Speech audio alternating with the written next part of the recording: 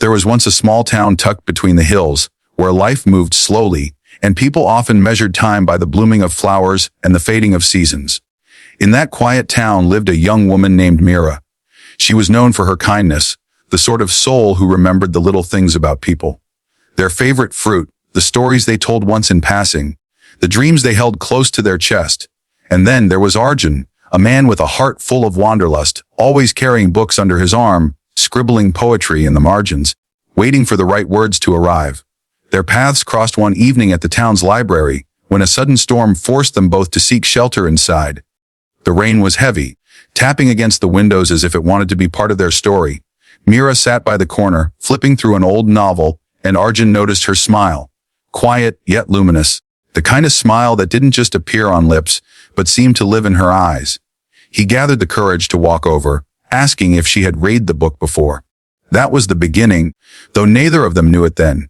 Days turned into weeks, and they found themselves meeting more often, at the library, at the tea shop across the street, sometimes on the bridge where the river reflected the stars at night. Their conversations were soft yet endless, about poetry, about the meaning of dreams, about the lives they imagined for themselves. For Arjun, who had always dreamed of traveling far and wide, Meera's presence felt like an anchor. For Meera, who had always stayed within the boundaries of her little town, Arjun's stories felt like windows into faraway skies. Love grew quietly like ivy climbing a wall, wrapping around them before they realized. There were no grand declarations, just gestures. Arjun leaving a note with a favorite line of poetry for Meera to find, Meera bringing him tea just the way he liked it, with a little extra sugar. The town began to notice too, whispering about how their names had started to sound incomplete unless spoken together.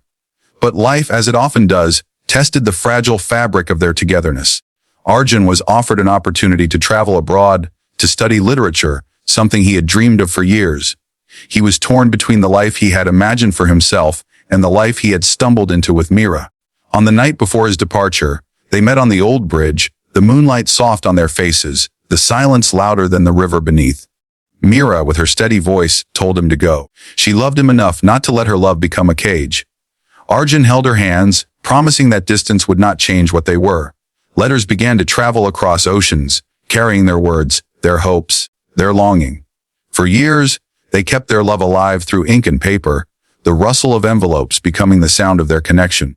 Each letter carried fragments of their lives.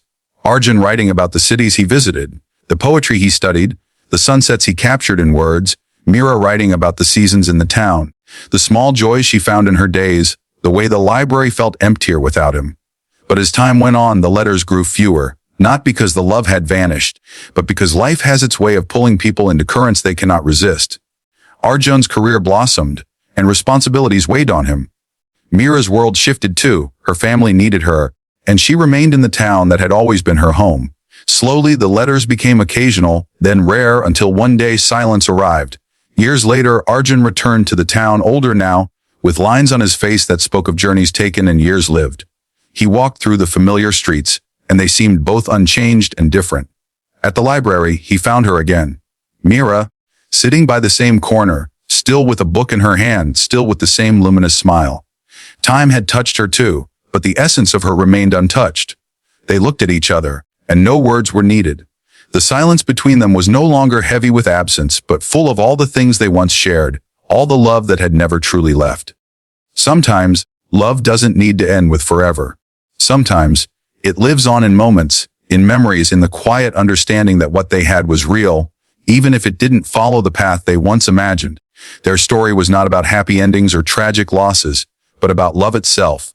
How it blooms, how it endures, how it lingers like the scent of rain on the earth, long after the storm has passed.